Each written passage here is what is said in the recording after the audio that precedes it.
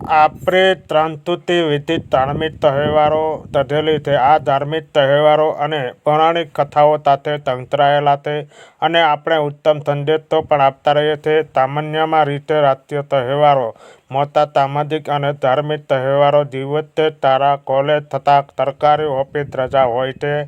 આજે મહાશિવરાત્રિનો હોવાથી જાહેર રજા હતી.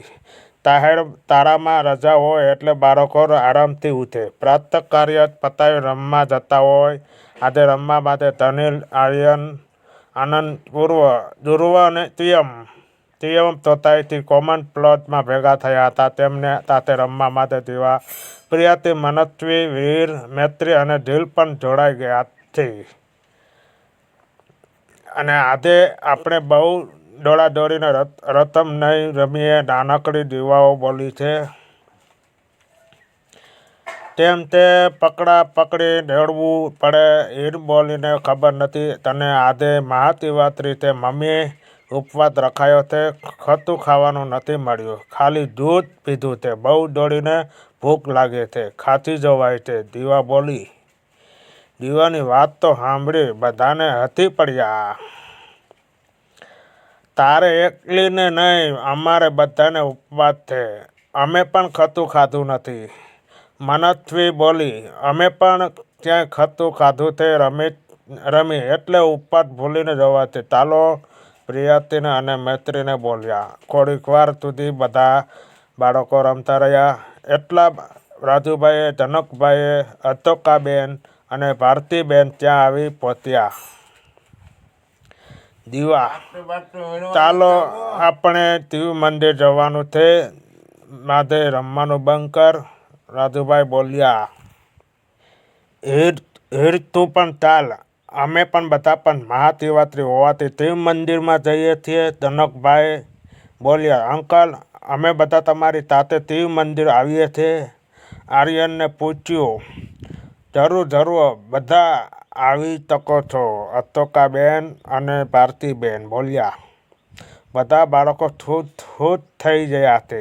શિવ મંદિરને થોડું દૂર હોવાથી બધા ચાલતા જવા લાગ્યા. રસ્તામાં તેમની સાથે પરેશ અંકલ પણ જોડાઈ ગયા.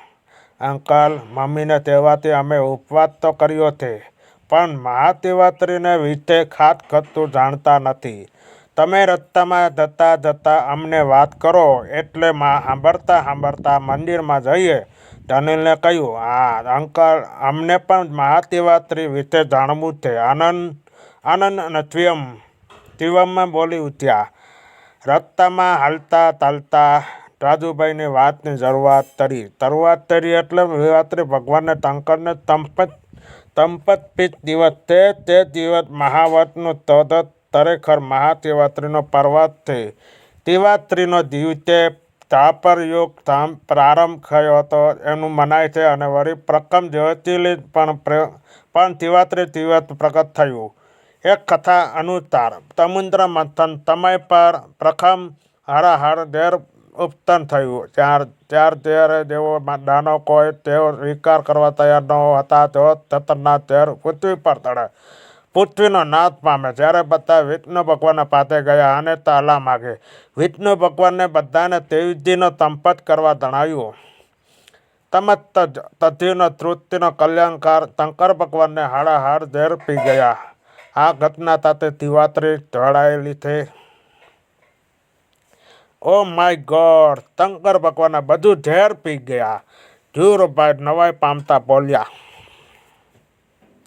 એટલે તો શંકર ભગવાનને કલ્યાણકારી કહેવાય છે, અશોકાબેન બોલ્યા. મહાશિવરાત્રિની બીજીના એક કથા પ્રચલિત છે તે હું તમને કહીશ, જનકભાઈ બોલ્યા. બીજી કથા અનુસાર સંસાર પ્રલયનો ભયાનો તોરાઈ રહ્યો હતો ત્યારે પાર્વતી માતાએ શિવની પૂજા કરી. બે હાથ જોડીને મસ્ત નમાવીને જીવનમાત્ર પર કૃપા કરીને બધાનું રક્ષણ કરવા માટે પ્રાર્થના કરી છે. પાર્વતી માતાની ભક્તિ પ્રસન્ન થઈને શિવજીને કહ્યું, જે જીવ મહિના વર્ષ 14 મારું પૂજન કરજો, ધ્યાન કરજો, તપસ્યા કરજો, તેને પ્રલય તમે હું અવશ્ય ઉગાડીશ. તે દિવસે લોકોને મહાશિવરાત્રિનો ઉપવાસ કરી શંકર ભગવાન પૂજા કરે છે. પરેશભાઈ બોલ્યા, અમે ઉપવાસ રાખ્યો છે એટલે હું શંકર દાદાએ અમને પરિતા પલાયન જરૂર બતાવશે. બધા બાળકો બોલ્યા, ભગવાન કુદરતનો અને પાપનો પલયથી બતાવજો. હતા ભારતીબેનને બાળકો સંબોધીને કહ્યું. એટલા માટે બધાને બાળકો મંદિર પાસે આવીને પહોંચ્યા. મંદિરની બહાર ફૂલ હારવાળા બેઠા હતા. વડીલો તેમની પાસેથી બિલ્વ પત્ર, ફૂલ અને ત્રિફળ ખરીદ્યા.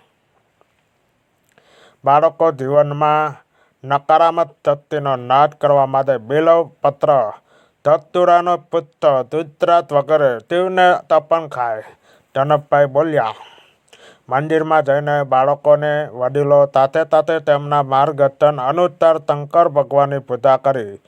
પછી અશોકાબેનને અને ભારતીબેનને શિવતુતિનો ગાવાની શરૂઆત કરી. તંબુ તણડે પડી, માગું ધડી પડી, તું દુઃખ આપો, દયા કરીને દર્શન જીવનો આપો. તમે ભક્તોનો દુઃખ હરનારાઓ, શુભ તનું સદા કરનાર. બાળકો પણ તાળી પાડતા ગાવા લાગ્યા. પછી આરતી થઈ. મધુર સંતરાવતી મંદિરનું આખું ધૂધી ઉઠ્યું. બધાને પ્રસાદ વેચવા આવ્યા. પ્રસાદ લઈને પછી બધાને ઘર તરફ વળ્યા. હવે તો બરાબરની ભૂખ લાગી છે. મારી મમ્મીએ રાજગરાની પૂરી અને બટેકાનું શાક બનાવ્યું છે. હું તો ખૂબ જ ખાઈશ. મૈત્રીને બોલી, મારી મમ્મીએ રાજગરાનો શીરો, ટીંગોરાનો લોટ, ભજીયા અને સાબુદાણાની ખીચડી બનાવી છે. ઢીલને બોલી. બાળકો વાત સાંભળીને વડીલે હસી પડ્યા. અમે તમને પણ શિવરાત્રી વિશે સમજણ આપી છે. હવે અમે જણાવો તે તહેવારની ઉજવણી શું સંદેશ મળે? પરેશભાઈએ પૂછ્યું. ધાર્મિક તહેવારની ઉજવણી આપણે આપણા ધર્મના વિશેના ઊંડાણથી માહિતી મેળવીને શકીએ છીએ. આનંદ બોલીએ. વળી સાથે મળીને તહેવાર ઉજવવામાં પરસ્પર પ્રેમ અને ભાઈચારો વધે. હીર બોલી. તહેવાર આપણા જીવનમાં સાથી અને પ્રકાશ છે. આપણે તહેવારનું મહત્વ સમજવું જોઈએ અને તહેવારની ઉજવણી છૂટેલ ભૂરાઈ દૂર રહેવું જોઈએ. શંકર ભગવાનની જન કલ્યાણકારી બનવામાં પ્રયાસ કરવો જોઈએ. વડીલ બોલ્યો. સરસ બાળકો, રાજુભાઈ બોલ્યા. પછી બધા ઘર તરફ આવી પહોંચ્યા.